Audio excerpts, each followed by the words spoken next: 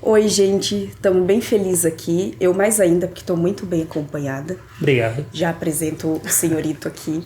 Nós vamos bater um papo hoje sobre paternidade. Pode ser um tema sensível para alguns, mas a gente promete que vai ser bom. Não vamos só lamentar, mas também tem espaços para lamentos, mas também muito o que celebrar, porque é um momento de boas notícias também, depois das notícias ruins. Aí pode escolher, começa pela boa notícia, mal notícia. Pronto, eu não resisto. Tô aqui com o Júnior, Júnior Grulha. Oi. Pai do Luca, do Davi. Também autor de um livro muito lindo, que chama Com Papai Amor. Quando eu li, eu chorei muito. E muito bom, com muitas histórias. E ele tá aqui com a gente para compartilhar questões muito boas e importantes sobre a paternidade. A gente vai trocar figurinhas aqui, na verdade tô aqui mais para te ouvir. Mas quero começar só trazendo um panorama da paternidade no Brasil, para ser sensível, porque talvez esse tema pode ser uma notícia muito boa e algo muito celebrativo para alguns de nós. Mas para outros de nós também pode ser um ponto de dor, um ponto sensível, uma história às vezes até lastimável. No nosso país, especialmente, a gente tem atualmente mais de 5 milhões de crianças sem nome do pai no registro. A gente tem isso equivalente ainda hoje, a cada dia 500 crianças nascem no Brasil sem ter a oportunidade de terem a dignidade de um nome de um pai nos seus registros.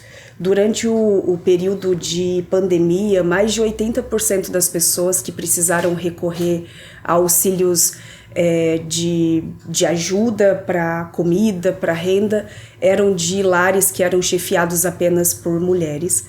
A gente vê marcas de uma história inteira de colonização que foi trazendo muitas e muitas marcas onde a paternidade foi ficando cada vez mais ausente.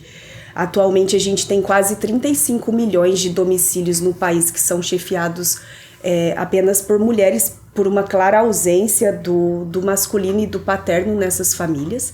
E não que o fato de serem chefiados por mulheres sejam lastimáveis, porque tem mulheres e mulheres nesse país fazendo um trabalho muito lindo e significativo na formação e cuidado com as suas famílias. Mas mostrando o quanto nós temos ainda incontáveis famílias e pessoas que têm pais meramente ilustrativos, que embora tenham dado o nome a algum tipo de existência, ainda assim algumas pessoas não têm experimentado essa bondade de poder com alegria chamar alguém de pai.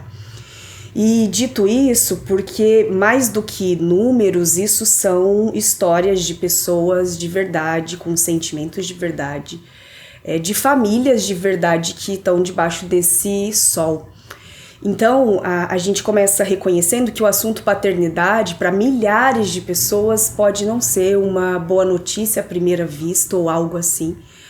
Mas alguns de nós têm provado a bondade de aprender e ampliar essa ideia de paternidade mais do que um nome ali, mais do que alguém presente e múltiplas formas de experimentá-la. E eu acho que nisso você pode dizer muito mais pra gente, porque você é filho, você é pai e você tem aprendido sobre paternidade e tem muito disso nesse livro maravilhoso Com Amor Papai, que eu gostaria que você contasse pra gente tanto a sua experiência com a paternidade, quanto também como é que ela chegou em palavras e virou livro, e virou mais do que palavras, assim, porque é história, é relato, é significado, e queria que você partilhasse com a gente um pouquinho sobre isso. Obrigado, Thalita. Para mim é uma alegria estar aqui participando, né?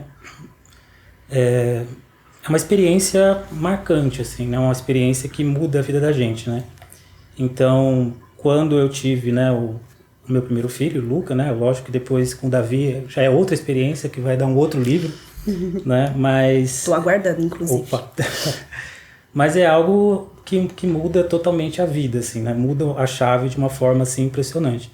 Então, para resumir um pouco, né? A chegada do Luca, ela começou a mudar a forma como eu me relacionava, né, e me relaciono com Deus, né? Então, Deus é pai, né? E assim, uma coisa que eu comento, né, e falo um pouco no livro, né? Então, assim, a gente não aprende a ser filho, né? A gente é filho. A gente nasce e é filho. Você pode pensar o que é talvez o que é chamado de um bom filho ou mau filho, mas assim, é filho, né? Agora o pai, né, como você falou, né? Então, é um processo onde você aprende, né? Então, é o exemplo que você deu, que às vezes tem o pai que tem o nome dele, às vezes, num documento, mas ele não exerce a paternidade, né? E aí, nesse sentido, né, é uma construção, né? E aí, a cada dia, a cada passo, a cada experiência, né, eu fui sendo moldado, sendo construído, né? Essa paternidade, ela foi tomando uma forma, né? E é sobre isso que eu falo no livro, né? Então, o livro ele chama Com Amor Papai, e tem uma brincadeira, né, no livro que eu vou contar para vocês. Isso daí fica subentendido para quem não leu o livro, mas eu vou contar essa aí para vocês, né? É porque eu coloco aqui várias histórias, várias experiências e como Deus tocou o meu coração através dessas experiências, né?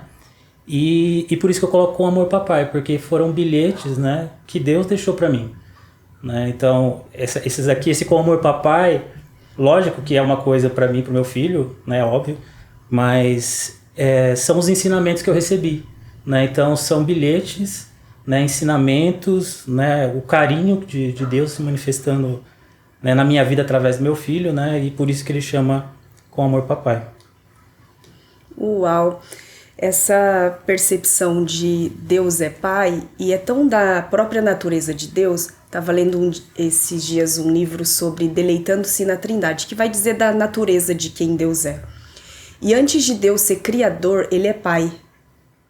E ele cria como um pai, ele sustenta como um pai, ele coloca cada detalhe disso tudo que a gente vislumbra e se deleita na natureza como um pai faria.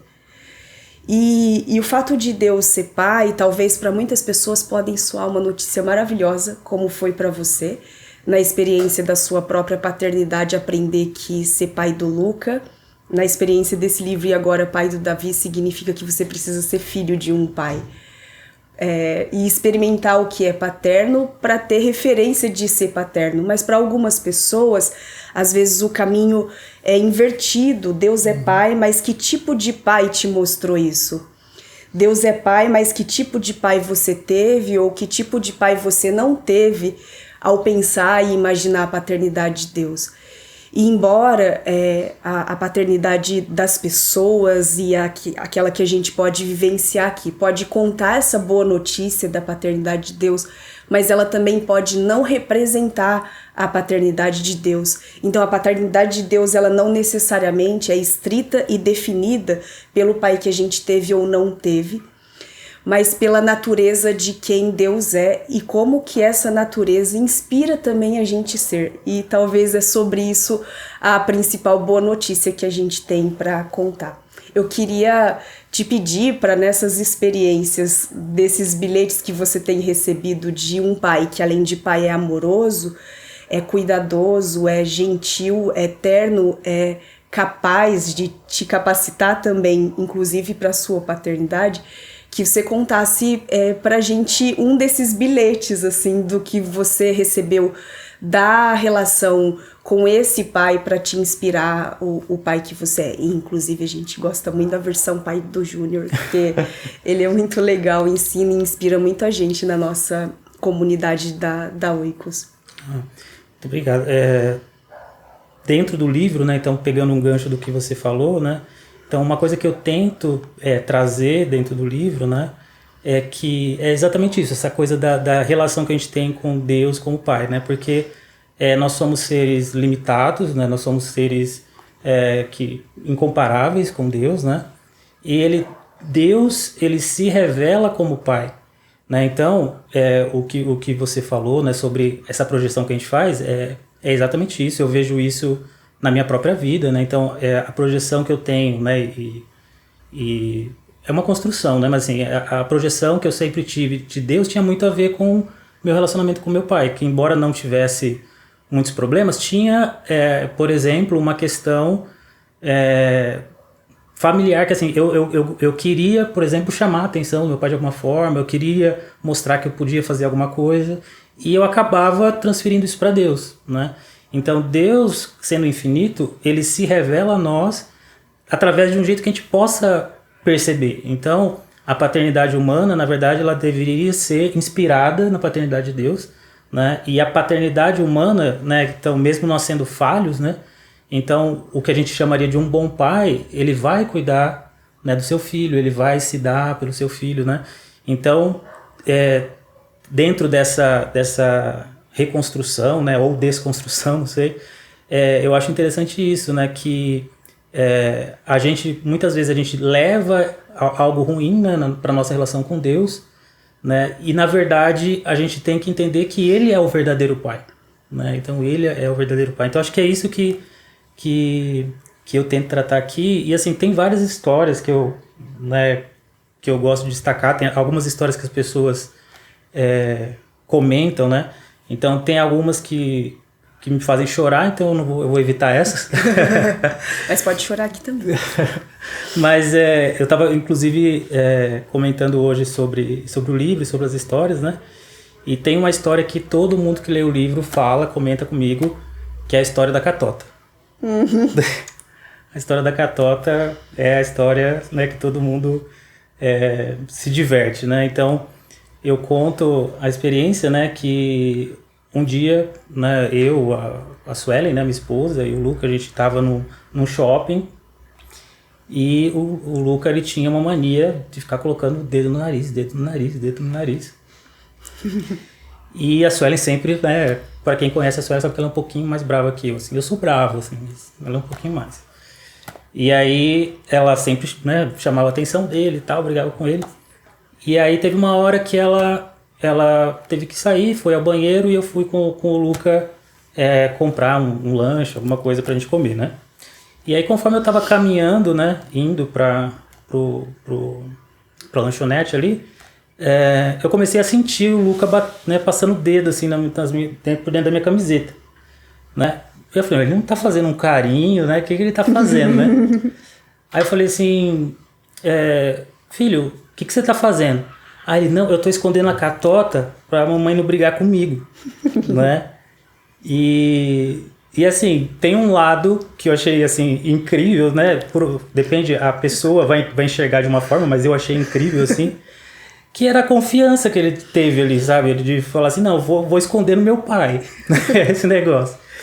E aí, quando, né, refletindo, né, e com Deus, né, falando sobre essa dificuldade que às vezes a gente tem, né, de colocar as nossas limitações, as nossas coisas ruins, né, os nossos pecados nele, né? A gente esconde, na verdade, muitas vezes a gente esconde isso de Deus, né? Onde na verdade é na presença de Deus que a gente tem que colocar, é na presença de Deus que a gente tem que se derramar e realmente mostrar. Então assim, ele não teve nenhum receio de me falar que estava me escondendo a catota, né? E então assim, eu falei assim, nossa, eu queria ser um escondedor de catota que nem ele, né? Poder não temer, assim, isso por ser um problema, né, humano, né? Um problema meu, né? De realmente cada dia mais me colocar na presença de Deus, né? E colocar as minhas dificuldades, colocar os meus pecados, né? As minhas necessidades, né? Que é algo que às vezes a gente acaba bloqueando muito, né? A gente coloca que é ruim às vezes pedir, ou a gente tem vergonha de embora Deus saiba tudo, mas mesmo assim a gente tem, né, esse bloqueio, né? Então essa é uma história que eu gosto bastante, assim, que eu acho divertida e que assim me ensinou bastante coisa. Nossa, que história maravilhosa. Inclusive, eu ia sugerir essa, mas eu não quis enviesar, e na hora que falou da catota, que foi a catota. E eu lembro de fazendo um paralelo, assim, com essa história, um filho criança, um filho que ainda confia, que não desconfia, que não cresceu para ser maior que o pai, mas que pode ser pequeno nos braços de um pai, ele consegue esconder a catota ali. Mas filhos adultos de um Deus Pai, às vezes estabelece outra história, outra relação. E tem uma história de um filho adulto que quis estabelecer, ser maior que o pai ao invés de caber nesse colo e nesse abraço, e que conta muito a história da nossa própria humanidade com a paternidade de Deus.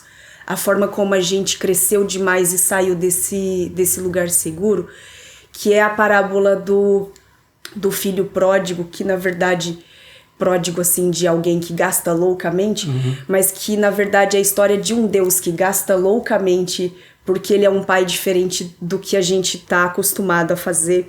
E Lucas 15 relata essa história, se você quiser ler com mais detalhes aí. E nessa história, um dos filhos chegou pro pai e pediu a herança adiantado, assim, sabe? Me dá um adiantamento, porque ele queria viver a vida dele, o que ele achava ser interessante, o que ele chamava de boa vida. E ele foi para longe viver a tal da boa vida, que de boa não tinha nada. E aí, em algum momento, ele leva aquele tombo que talvez é bom que você leve, o melhor tombo da vida, que é cair em si. E ele caiu nesse buraco chamado cair em si, e ele falou, meu Deus, na casa do meu pai eu tinha muito mais condições disso que eu chamo de boa vida do que as escolhas que eu fiz. Só que ele estava cheio de catota, assim, e ele pensou, poxa, como é que eu volto, sabe? E ele criou essa ideia de eu vou voltar, mas não vou voltar como filho, eu vou voltar para tentar merecer como um trabalhador que troca serviço por salário. E quando ele teve essa ideia, ele foi muito surpreendido por uma certa forma de pai que talvez ele, filho grande demais, não imaginou a grandeza desse pai. E quando ele voltou, ele percebeu que aquele pai que ele tinha, que na história Jesus explica que é Deus, é um pai que é pai e não é patrão. E você não é afirmado pela sua produtividade ou pelo tanto de serviço que você presta ou entrega. E que o amor de Deus é amor, não é salário. Não é que tanto que você merece, por exemplo. E isso nos cura dessa mentalidade de empregado ou dessa pista de desempenho. E quando ele volta, ele também repara que Deus é pai e também é amor, e isso curou ele dessa falta de identidade, de tentar ser definido pelas suas aventuras, pelas suas próprias proezas, pelos seus desamores, ou tanto faz. E ele percebeu o quanto que, quando ele voltou, ele continuava sendo filho. E ele foi curado de não ter destino, porque agora ele experimentou nesse retorno de novo lar. E Deus, naquele contexto, aquele pai que para nós é Deus, ele foi abrigo. Isso cura a gente de não ter pertencimento, dessa sensação de ter que se encontrar em algum lugar que seja fora desse amor. Deus, ele é afeto também, porque esse filho, quando voltou nessa história, ele foi recebido com festa, com amor, com contato, com abraço, com desejo, porque ele era desejável. A história conta que quando o filho aponta, o pai viu de longe, porque de alguma forma ele estava ali na mira do amor desse pai. E isso nos cura dessa fome emocional que a gente tem de vida, e que às vezes a falta de uma referência de paternidade faz a gente querer matar essa fome emocional de outra forma. E emoção vira comida também, inclusive de outra forma, literalmente comendo demais. E ele experimenta também e conta para nós dessa natureza da paternidade de um Deus que é provedor. E isso, de alguma forma, nos curou como curou aquele filho daquela história, de ver a vida só na ótica da escassez.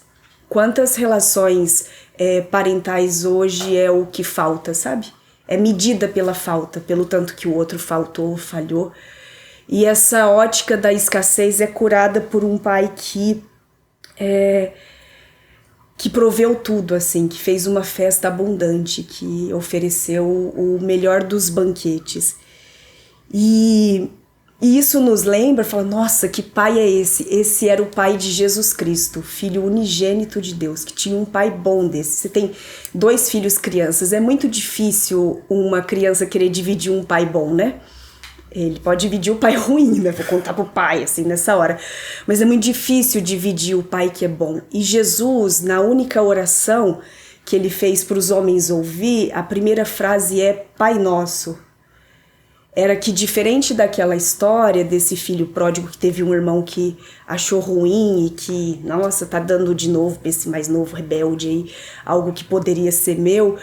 Diferente desse irmão, Jesus é um perfeito irmão mais velho, que tem esse pai adorável, provedor, amoroso, que é abrigo, que é afeto, que é provedor. Ele divide o pai e na oração que ele faz pra gente ouvir, ele começa dizendo: esse pai é nosso, para aqueles que creem em Jesus. E olha que notícia maravilhosa, esse pai é nosso. E isso nos livra de ser filho único, de ter uma relação egoísta, como se Deus ser pai signifique ele abençoar só a mim e não ao outro. Se o Davi ou o Luca chegar para você e falar: pai, escolhe, ou eu ou ele, quem que você escolhe? Os dois. Você vai rir. Da mesma forma, quando a gente pensa que a paternidade de Deus ela tem uma finalidade só de eu tenho um pai, mas o quanto que a notícia da paternidade de Deus para nós é uma excelente notícia para nossa vida, afeto, para essa nossa fome de vida, mas ela também é uma missão de dividir o pai.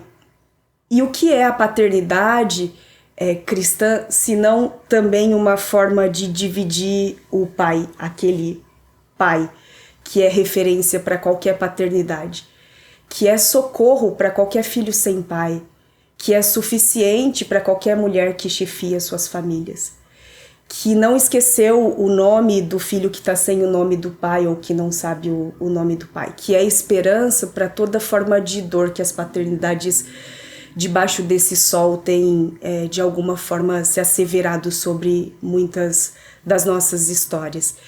E nessa direção toda, assim, eu queria que, se possível, Júnior, você contasse pra gente a boa notícia que é ter esse pai que você pode colocar lá e se abrigar lá, e como isso é boa notícia para inspirar as paternidades, e agora falar com pais que talvez estão vendo essa e vão ouvir essa conversa, como essa paternidade é boa notícia para a gente lidar com os nossos irmãos, irmãs, filhos, mães, pais e relações debaixo desse sol de Deus. E principalmente falando para todos, mas assim, falando para pais, né, eu acho interessante que esse melhor tombo que você falou aí, né, então, o tombo que eu tive, né, nessa relação com Deus, porque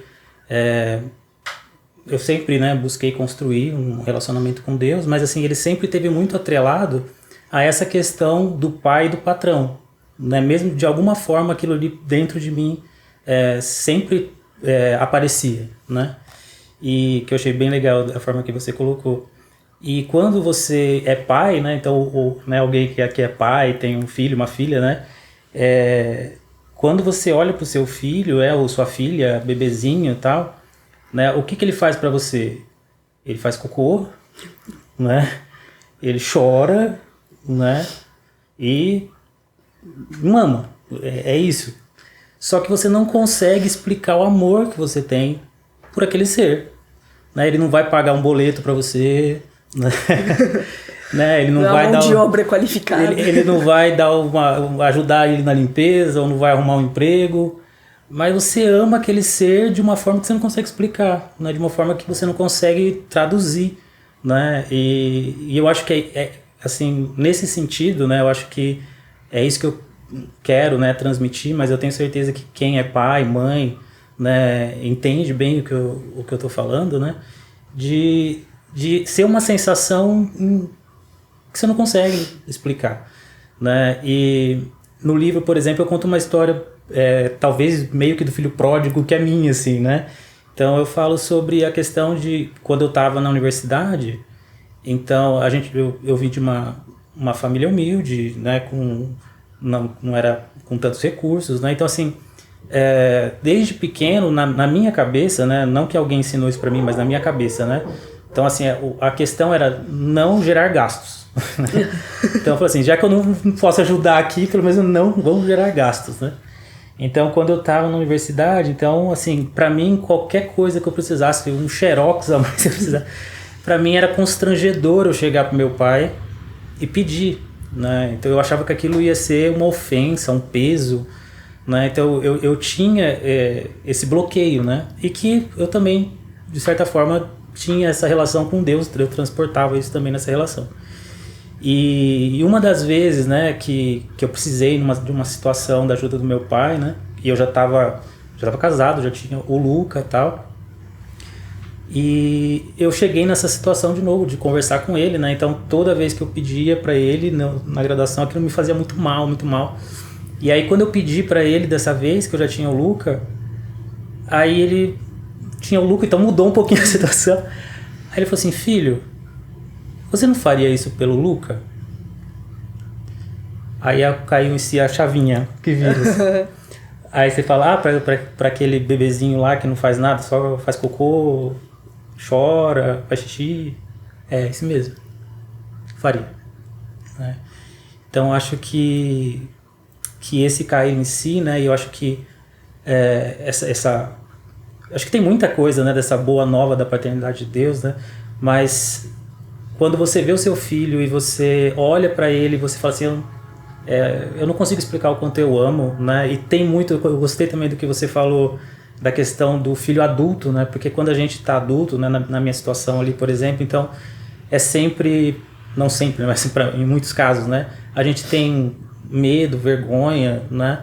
E para um pai, o filho ou a filha é sempre o filho e a filha, né? Então não tem essa diferença, né? Então Deus, ele é um pai que tem um amor infinito, que deu o seu próprio filho, né, em favor de nós. Então, assim, tudo que Deus fez, né, tudo que Deus deu para que a gente pudesse se reconectar com Ele, né, para que a gente pudesse estar próximo com Ele, é indescritível, né? Mas que eu creio que Ele se revela como Pai para que a gente possa ter pelo menos um pouco desse entendimento, né? Mesmo que falho, mesmo que limitado, né? Entender que Ele é o Deus, Ele é o Pai perfeito, né? E Ele é o Pai perfeito, e que quando a gente se coloca nessas situações e a gente vê o amor que inunda nosso coração, que enche o nosso coração, né? Para Deus isso é infinitamente mais, né? Para Deus não tem proporções, né? Para explicar, né? Então acho que para alguém que tem, né, um filho ou uma filha, né? Deus te ama infinitamente mais do que você ama seus filhos, mesmo que pareça um absurdo falar isso para vocês. Né? Mas é isso, né? Deus nos ama muito mais, né? E eu creio que Ele se revelou assim exatamente para a gente ter um pouquinho da noção da profundidade do amor dele por nós. Sim, uau. É tão maravilhoso, assim, tudo que você disse. Eu não quero nem parafrasear, parei por aqui. Mas vou até passar para a próxima. Como provar desse amor de pai te ensina a viver como filho, e como filho te ensina a ser pai do Luca, do Davi. Eu sei que você tem um livro todo para isso, e um filho só, ainda falta do outro filho, que eu tô esperando esse livro, sem pressão, mas só para ficar gravado aqui. O compromisso está gravado. O compromisso ficar gravado. Mas como que viver como filho desse pai te ensina a ser pai dos seus filhos? Essa é uma pergunta bem profunda, porque são várias coisas que, pelo menos na minha vida, elas se conectam, assim, né? Então, porque, como eu falei, né? Então, a gente nasce, a gente é filho e é isso, né? Você é um filho E aí a gente tem um relacionamento, né, com o pai. E ao ser pai, né, então eu acho que por isso que eu acho que eu talvez estou um pouco misturado. Ao ser pai, eu creio que eu consegui entender melhor o que é ser filho, né? Porque assim, eu acho que tem uma diferença que é importante, lógico, mas assim, tem uma diferença entre você ser filho e uma compreensão mais profunda do que é ser filho, né? Então, assim, quando eu me tornei pai, eu creio que como filho eu me aproximei muito mais de Deus e do meu pai, né, aqui, né, na Terra, porque eu consegui até entender muito mais coisas, né? Eu consegui perceber muito mais coisas, né? Então, eu acho que é uma mistura, né? Então, assim, ser pai me ajudou a ter uma melhor compreensão do que é ser filho, né? E compreendendo melhor essa noção de ser filho de Deus, onde eu vou, assim, lógico, é uma cebola que a gente vai descascando, né? Não quer dizer que eu mudei totalmente de uma hora para outra, mas assim, nessa relação que eu creio que tem mudado em relação a Deus, isso também afeta a minha paternidade, né? Então, isso afeta como eu desejo ser um pai para os meus filhos, né? Então, eu acho que é uma mistura, assim, né? Meio uma coisa implica a outra, né? Mas eu acho que é isso, né? Acho que essa conexão com Deus que se renovou, né? Que eu entendo assim que se renovou, afeta a minha paternidade, né? E a minha paternidade também foi algo que despertou esse novo, né, relacionamento, nessa forma de me relacionar com Deus. Não sei se eu respondi você. Sim, mas isso é maravilhoso. E é essa boa nova, assim, de poder viver como filhos, como filhas desse pai que ajuda a gente a redefinir como a gente vai lidar com as nossas próprias histórias de família. Porque esse pai, de tudo que ele poderia nos dar, e ele nos deu tudo. O ar que a gente respira, uma descrição, acho poética, bonita, que ele dá a semente ao que semeia. Aquele pelo qual a gente se move e existe, ele nos deu tudo, mas de tudo que ele poderia nos dar, o melhor é que ele deu a si mesmo. E quando ele deu a si mesmo, eu acho lindo o texto da carta aos Romanos, o capítulo 8, e versa o 14 ao 17, que vai lembrar a gente desse Deus que deu a si mesmo. E como isso faz a gente viver a vida de outra forma, com outro desejo, com outras possibilidades, fazer com que a nossa história de família não seja só a nossa história de família, mas ela seja tão mais bonita, mais sensível, mais cheia de amor. E esse texto lembra a gente dessa aventura que é ser filho. E ele diz que todos que são guiados pelo Espírito de Deus são filhos de Deus, porque nós não recebemos um espírito de servidão, de empregado, sabe? Para a gente novamente ter medo, mas nós recebemos um espírito de adoção, pelo qual nós chamamos ele de Abba Pai, ou paizinho, papaizinho, assim, no sentido mais terno da palavra. O mesmo espírito, ele vai dar testemunho e trazer esse lembrete esperançoso no nosso espírito de que nós somos filhos de Deus. E como filhos de Deus, então nós somos herdeiros de Deus e co-herdeiros com Cristo. E se então sofremos com Ele, com Cristo, nós também com Ele seremos glorificados juntos. E mesmo que a história de milhares de pessoas aqui seja de sofrimento até em relação à paternidade de Cristo, em relação às paternidades da vida, o Cristo que topou experimentar o desamparo de um pai, que a cruz foi isso, assim, Deus meu, por que me desamparastes? É para que nunca mais nenhum de nós fôssemos separados e desamparados dessa generosa paternidade. E essa é uma notícia muito boa para lembrar a gente, no fim das contas, que como filhos desse Pai, a gente pode levantar todos os dias da nossa vida debaixo do sol com a história que a gente tiver e dizer para esse Pai: e aí, Pai, como é que vai ser hoje? E se hoje vai ser difícil, o mais difícil não é o difícil. O mais difícil é passar o difícil na companhia errada, sabe? Mas Deus, ele deu a si mesmo para lembrar a gente, e cada um de nós que ouvir e crer nessa boa notícia de que nós temos a melhor das companhias, que é o amparo desse Pai, para ensinar e inspirar a gente a ser pai, a viver sem pai, a ser família, a lidar com as faltas e ausências da nossa família e ser a medida totalmente suficiente que a gente precisa de amor, de segurança, de referência, de paz, de comunidade, porque ele deu a si mesmo, provou o desamparo para que a gente fosse completamente amparado.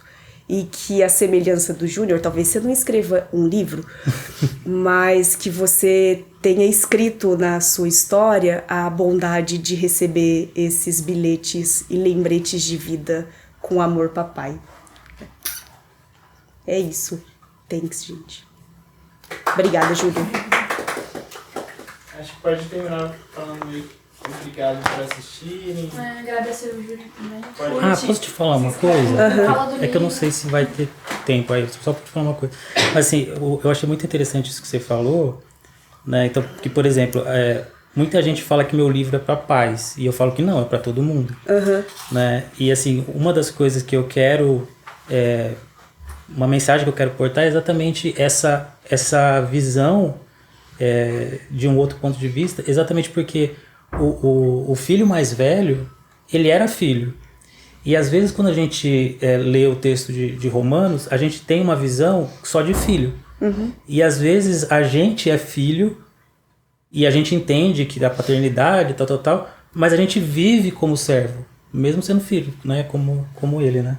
E agora, quando você olha pelo outro lado, você começa a perceber mais a profundidade disso, né? Então acho que assim, é uma forma de abençoar as pessoas, né? Sim. Né? De explicar isso de uma outra forma, né? Independente se a pessoa é pai ou não, né? Aquela alegria de quando o autor fala, você fala, eu tinha entendido o livro e tal. Enfim, só por dizer. Mas então, gente, muito obrigada por quem viu até o final. Júnior, muito obrigada pela companhia, pela sensibilidade, pela verdade de trazer o coração aqui. Eu que agradeço. E a história, obrigada mesmo. Muito obrigado pela oportunidade. E que esse livro seja mesmo esse lembrete para todo mundo que é pai, não pai. Que nós temos um pai que vai ensinar e inspirar todas as nossas relações, nos lembrando desse lindo bilhete com amor, papai. Gente, quem quiser ler esse livro, muito maravilhoso, mostra aí, Júnior, para nós. Eu já reli várias vezes, com amor, papai. Tem um link aqui da descrição onde você pode acessar. E já vai nessa perspectiva que parece ser um livro para pais, mas como o Júnior bem disse, é um livro para te lembrar que você tem um pai. Exato. E que isso é muito bom para viver. Então, fica aí a dica, a grande dica. Pessoal, comprem, por favor, porque eu tenho um filho de 2 anos que ainda usa fraldas.